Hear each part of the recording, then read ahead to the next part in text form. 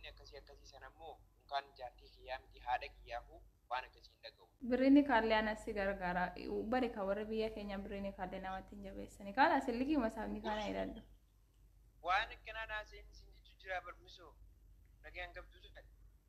Erekwaati yoo namni takka sababa jireenya takkaaf ofii jiruu kiyyaan balleessa jedhee ati koo akkatti nama jajjabeessitu akkasumaan waa'ee akkasiinatti naaseen qoyati shamaruma fuudha miti. In jenne garuu ani waan araamaan dalaguun siin jedha bari qooda isaa birrini kaan si gargaara qoyati maali yoo si fuudhanetti yoo na fuuti anaadha keeti obboleettii keeti qoy shamara fuudha miti ati. Yaada koo misoo koo fuudha jechuun barbuuda jechuun buloo miti godha godhee miti bareetti waan argineef an argeetiin jiraan sun jechuudha. Maa fuutee beektamoo? Maatiin dawwalanii. Wanti narra ga'e sirraa ga'u amma kalaas amiin jedhi ati. Wanti narra ga'e sababa keetti wanni narra dhufee sillee nanqatiin kalaas har'a booddee natti illee hin dawwalinii si wal baruu kootis gaabbeera. Assalaamu alaikum warahmatullahi wabarakatuh. Shamarka kuna jirtu baga jiraatan obboleeyyan kiyya. Ara jechuun nama wayin piraankii gochuuf deema. Namni sun eenyu yoo jettan yoo naa milkaa'ee fi abdii yookiin immoo sola sa'uu kan jedhu ijoollee baay'een karaa tiktookii isa beektanii. Yoo naa milkaa'e walumaan ilaalla. Wanni jedhee isa piraankii gochuuf deemu waan na jinaajjantee hiriyaa kiyyaa jinaadda na baastee fi na fuudhuu qabda hiriyaan kiyya sababa keenan dhiiseen jedha.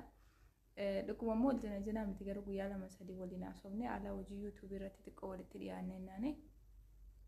Hiriyaan kiyya immoo waan hin barbaannee fi xiqqoo walitti dhufeenya keenya addaan kunne jechuudha. Itti meen jira jechuudha. Isii wajjin qoosuu hin danda'u jedhe.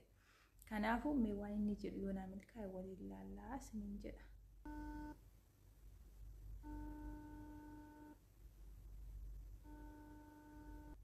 Hello. Salam alaikum.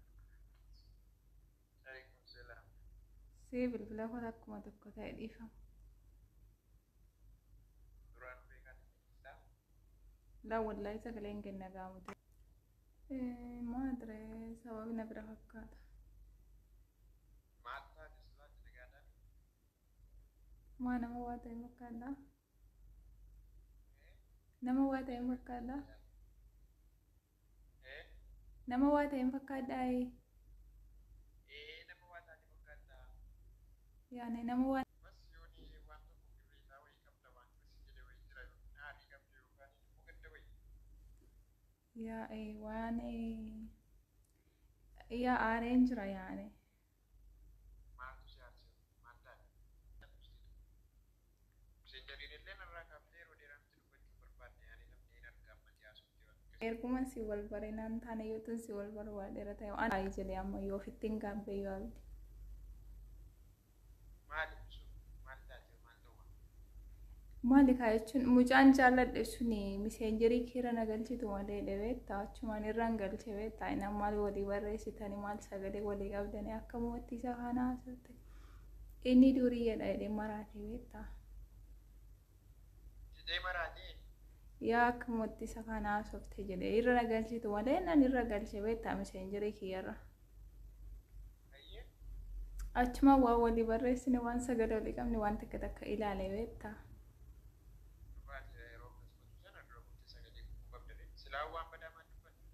Waan badanaa sumne jumise xiqqoo waa yaane mise jima tokko walii barreessine irra waanuma goosa.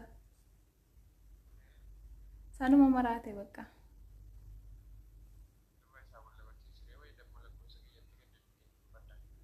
Maali isa walti barsiisara yaaboo inni bare dhugaa rabbi maatiitti matee ani isheen barbaadu jedhee isheen durii faana haasoftii akka takka godhatti jedhe durattis immoo nama cinaa jaan ta'e na shakka beektaa ittumaayyuu siin immoo arge beektaa.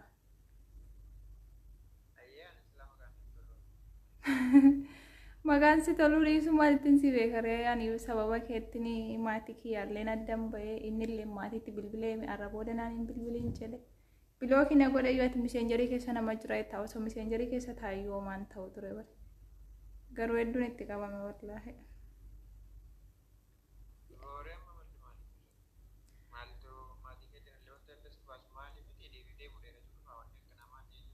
laa isaan immoo warra biyyaan beekta egaa dhugumaati durii yoomtee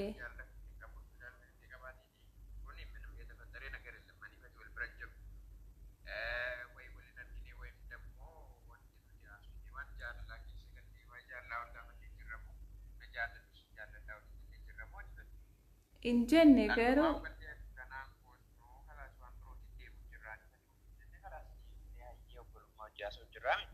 yaa ስለዚህ kun waan guddaa wayiitii miti kalaasifumaa fi fedha keetiin qabu wayim dammoo si hojii jiraachuu digalee kee gaabbee jechuudha. ani hin beekne jechuun waan nama wal jaallattu akka walirraa fageessuu miti mukaan kanaa miti osoo inni fati wal argine jiraannee qaamaan wal argine walitti dabalatee jiraannee waan guddaa wayii yaani yeroo takkaaf dhugumura dhugaan si jaallata yoo ta'e waan sanarraa akka deebitu si dhorka malee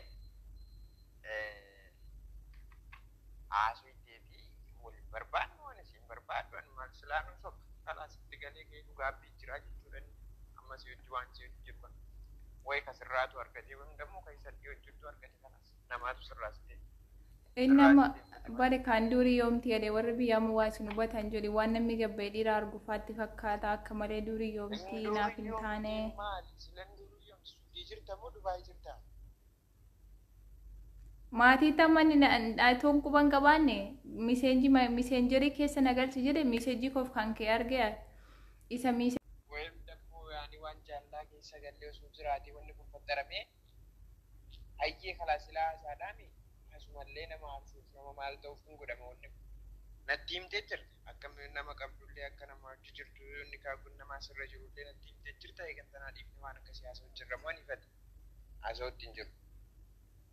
amma moo gidduun erga wanni kun dhufee erga dubbiin dhumee ani fedha biraatiin silaa'uu waan jaalalaa keessa gallee wanni nuti sin jaalladhaan jaalladhuu fi maarree wanni akkasii jiru ni dhisu akkasitti deemu jira erga wanni kun dhaabbatee dhufee kiyyaan akkas deemi an maqaan na tolu wanni atamma isa darbe dhiisiiti abdii isa darbe dhiisiiti natti himtee jirtaa waliin jaallanne dhiisiiti gurbaan wal jaallattan jedhe maatii kiyyaallee nadda na baase atamma illikii isaaf akkanii kana edhattullee akkanaafati wal jaallanne garaa isaanii gubnuun barbaada amma warra natti gammade kalaas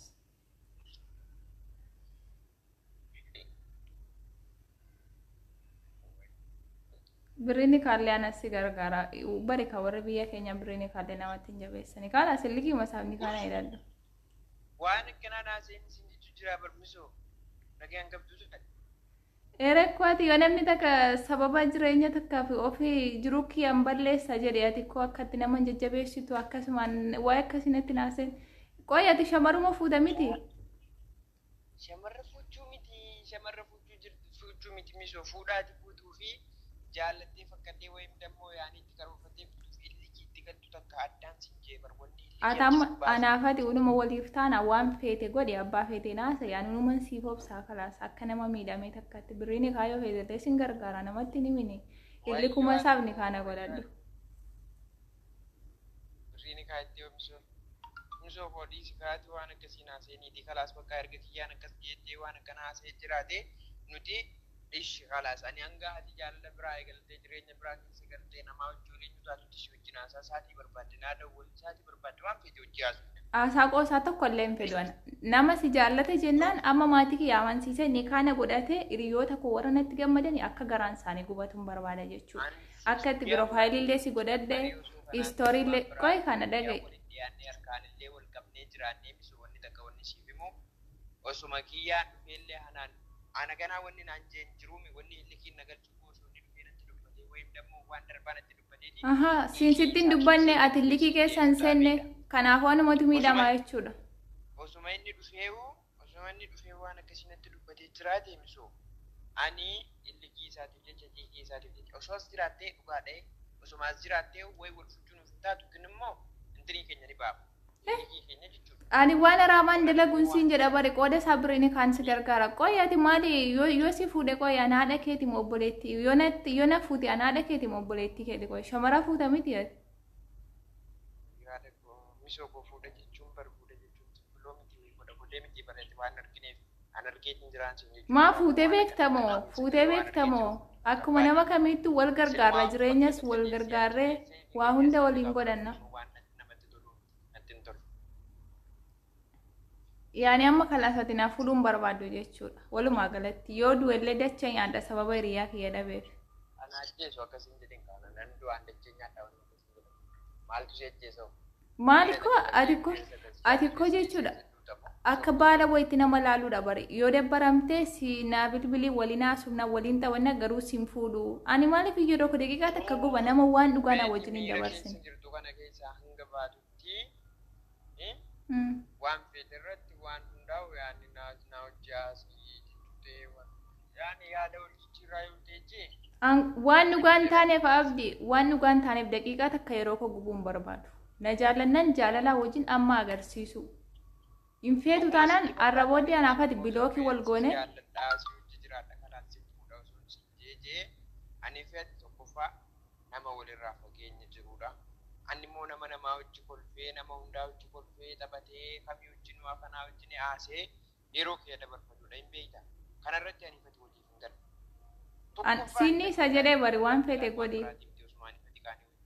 Waan akkasii eegallee jechuudha. Waan jaalalaa keessa olii gallee waadaa akkasii olii qabaannee tokkoffaa irratti online irra wallamne. Hawwanni akkasii sana immoo kan jaartii kiyyaa miti haadha kiyyaafuu waan akkasii hin dhaga'u. Ebel wajji haasee ebel wajji dhiisii akkasiin godhini akkasiin ta'ini sana hin dhaga'u. Tokkoffaa kanarratti wallamnaan ifatu. Lammaffaa immoo wama hedduutu wallamna. Siif jechaan immoo isheen jaartii kiyyaa ishee tokkas naan jedhee tokkas naan jeechee waan sanarraa siif hin deebi'u.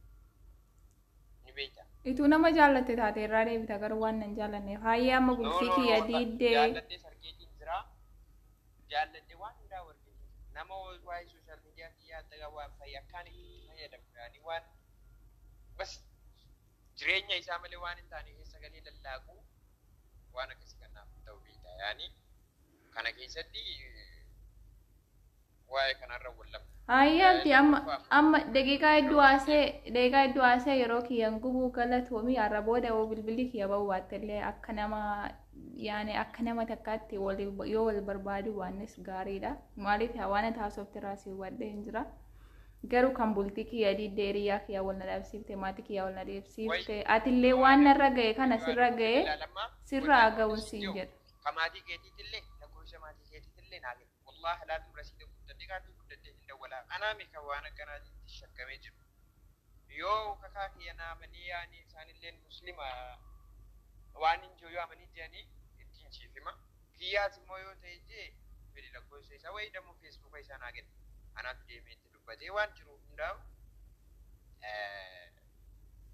si barsiisaa jechuudha. Tokkoffaa irratti inni yoo kana amanee waan jiru fudhadhee yookiin immoo yaani haasaa irra waan itti dubbadhuudhaaf itti dadhaa waan ta'eef waan itti dubbadhu yoo amanee jee deebi'ee si wajji jiraata. Yoo immoo namannee duraan dhimma keetiin qabu wayim dammoo jaalala keetiin qabu jechuudha. Namni akkamitti zimmi jee guyyaa tokko guyyaa lama messengerii walii barreeffamee fi nikaa walirraa buusaniitu maatiin dawwalanii. Wanti narra ga'e sirraa ga'u amma kalaas. Amiin jedhi ati. Wanti narra ga'e sababa keetti wanni narra dhufee sillee nan qatin kalaas har'a booddee nattillee hin dawwalinii si wal baruu koottis gaabbeera. Wanni likiin godhamu takka waan faayidaa hin qabnedha malee jedhameetu eenyu taa'ama malee walii wajji likii galleetuma wal balleessinee walii eenyu taanaan jedhamu. Yaani mungkin na jaallattadha wayim dammoo jaallatiyya qabda wayim dammoo likii buufte taabeedha. Taniifi wanni likii takkamoo bultillee yoo ta'e bultillee siif hin ta'u. Osoo ana miti anaa hojii jiraattaa wayim dammoo ani hojii jiraannaaf osoo hin taane gaaruma fuulduraatti waan akkanaa yaadatan. Ayyaadde. Si wajji. Ergeen akkasina godhi wayim dammoo ergeen akkasina jedhe tanaan godha jettee. Si wajjin koosumaaf hin siyaasofsiise anillee nan qalladhe dhugaa rabbi. Haayee hojii keenya duba kan si bara. Maraaticha. Qalladhe. Yaa nan qalladhe. Waamati jettuun baroo kan. Eera naariin kakoo saadha bara. Ol madaaluufi.